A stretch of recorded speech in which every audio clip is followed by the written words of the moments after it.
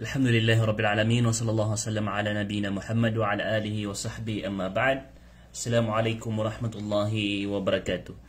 So, iman to na maganda no sa makampanta usayan agyang ko tamyang iposta no di benar agyang ko to pagkanagtano ko mga lokstano tama ni man to na adnap kanaganda ron. Ay gira kun asumya junub o di na sumadadalam kadas hadath si sa Arabic kadas si sa Mranaw na gira aluminyo sa walay niyan as kanyan na da makapamaygo da makalakat sa kadas na dis kanyan di ipamaninta o mga pautanutan dis kanyan di ipamaninta o mga malaikat dis kanyan di ipamaninta o mga kaden bauto benar akatero bauto hadith o di na bauto katero mga ulama ay sembaganan na di anan benar ino to paganaron na ginanakanabaanan hadith o Rasulullah sallallahu alaihi wasallam. Ikadua na supakaiyan su hadith o Rasulullah sallallahu alaihi wasallam. Ikatlo na so tao amya junub a muslim sabab sang ko to kiarambangan yang ke mesisian na kanabaming galabak sa dusa.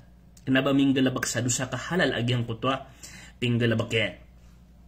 Nagyang ko to kapliw niyan sa walay nadad na kisusumpaton ang kutwa kajujunubian sang kutwa sabab akipumaninta anon o mga pautanutan, mga maranaranap o di na mga malaikat dad na benarsan.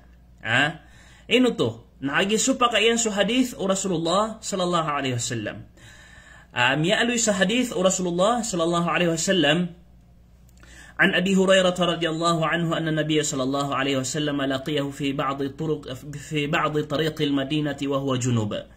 أمت أنس رسول الله صلى الله عليه وسلم يمنوت لي أبو هريرة نميا بلك ينسو أبو هريرة سيكو لالان سا مدينة بدكو مغالالان سا مدينة sama no to nasisya salioso Abu Hurairah radhiyallahu anhu amya balak yansu Rasulullah sallallahu alaihi wasallam wa huwa junub na aya betad Abu Hurairah na maju junub skanian nakatawan tanwa so Abu Hurairah radhiyallahu anhu na skanian isa pinakamadakal hadith si ko mga sahaba ridwanullahi alaihim hadinyan ipemblag su Rasulullah sallallahu alaihi wasallam na sagyan ko takyalyon yan sa walay niyan na skanian na maju junub qala fankanastu minhu urian yan at tigo Abu Hurairah na malo ako suminilay fadhahabtu fagtasaltu malo ako at tigin suminilay na mialing ako at tigin na miyamaygu ako lumikat ako sa kadas biyan ko to akyagiraw niya na mialing ako miyamaygu ako lumikat ako sa kadas na siyabutan wasang ko to akyali o Abu Hurairah na skanyan na mapapadalam akadas majujunub skanyan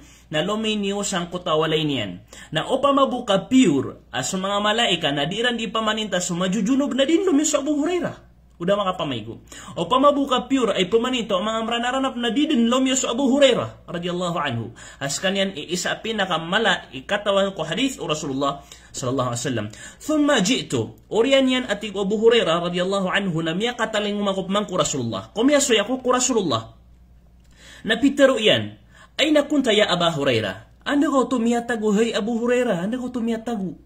Bagad no tumiyada, saan ko tagya pakatilabu kata. Qultu kuntu junuban, fakarihtu an ujalisaka wa ana ala ghairi taharatin.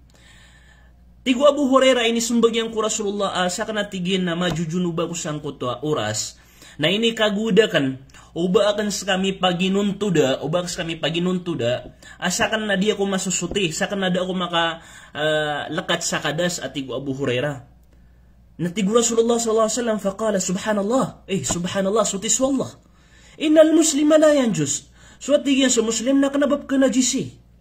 Ay maano to na kanabab piya karata o Rasulullah sallallahu alaihi wasallam o baka pakimbitir ko Rasulullah askana majujunub ka kanabot to piya karata o Rasulullah. Gito isabot sa gyang ka ini sembag o Rasulullah. Ikadua sabot nun na kanabab piya karata o Rasulullah sallallahu alaihi wasallam agyang ko to kapliyong ka askana majujunub ka.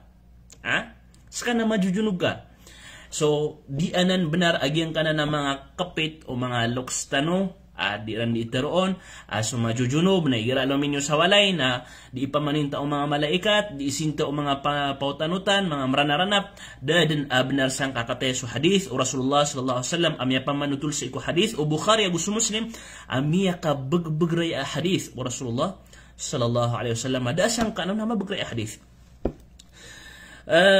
قال الحافظ ابن حجر بيتر ابن حجر رحمه الله تعالى وفيه جواز تأخير الاغتسال عن وقت وجوبه. Sagyan kaya tigin na hadith na apad asabutan roo, akidil roo na kapakaya tigin, apapakaw rin ang kutwa kalkat ka sa kadas, kapamaygu ka, an awali waqti wujubihi. Sagyan kutwa, dapano pamakaw mau paliugat ibarat na sambayang, ibarat na umiyaw maso sambayang, na roo umiya paliugat, agyan kutwa, kapamaygu ka. Oy. O luminyo sumama alas 7 na mapapadalom sa kanya na kadas, oriyan yan na miyaw maso alas 12, pagbanga sa luhur na kailangan na makapamaygus kanyan, kamiyaw maso paliugat ay pamaygu yan. As kanya sukap sambayang yan sa luhur. O gain na o pamakasumama, o di na sutao, malagid siya sububay ag sumama, na kailangan as kanyan na din yan di kapanaman na marano pa may kapapakabalagan yan, suti inoto nakagikupa kaya kalipatan yan nagkapa makasumbayang sa kanyan nakalilipatan yan ubas kanyan mapapadalma kadas na saka mo tumamuso mga bae agkapa kaya siran na maninindaan siran kapa kaya mamipisiran kapa kaya gagalap kan siran sa walay si kumagalap ka walay kapa kaya wana paliwan niran na kailangan niran akan na ba mao masusambayang na kapa kaya dasiran kapa kaya lumiyo siran dasiran makasuti sa di benar agyang kutakat karo mga loks di ka di pamaninta o mga kaadan o di na mga malaikat Allah subhanahu wa ta'ala. Okay? So, lagi na naman buso iftaon ni Sheikh Ibn Baz, rahimahullah ta'ala, la haraj, madam lam yahdor waqtu salah. O pa man na dad na mushkilasan, dad na problemasan, tamam sa damang mas waktu sambayang. So, ginani makampatao sa yung tanong sa giyang ka bandingan taniman to, alhamdulillah. Panginta ko Allah subhanahu wa ta'ala kasabutan tanwaya. O ginaya paliwat ko Muslim na giyang kuta, uwad na ki oras ka sa kapunggaganing kaon, kapumakuting kaon, na pamakuting ka, amay ba din na miya kalalako ka, na di nga katawan na kapag di ka makabaling, kabagan kaya salte saliw, na miyaw makaraw-awak to, na kaproblem ang kamushkil ang gawan naman ay kapaka, psuting ka sangkot wa kasi siing ka saliw. Wassalamualaikum warahmatullahi wabarakatuh.